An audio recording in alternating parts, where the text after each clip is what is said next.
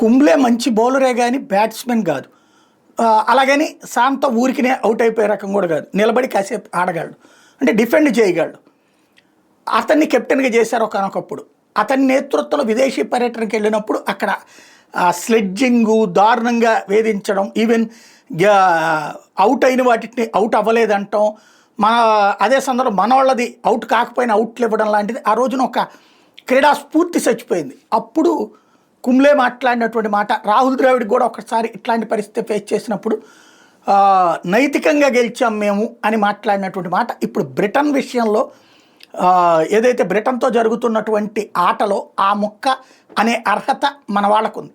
ఎందుకంటే నిన్న ఒక రోజంతా ఆట నిజంగా ఆడగలరా మన వాళ్ళు అనుకున్నారు, స్కోర్ చాలా తేడా ఉంది కదా. చివరికి మధ్యాహ్నానికి అయ్యేటప్పటికి సీన్ అర్థమైపోయింది, మనం డ్రా దిశగా తీసుకెళ్తున్నాం.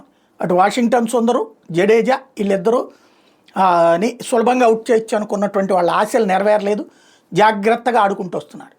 ఇక దాంతో డ్రా ప్రపోజల్ 4-5 సార్లు తీసుకొచ్చాడు. ఈవెన్ షేక్ హ్యాండ్ ఇవ్వబోయాడు వాళ్ళ కెప్టెన్.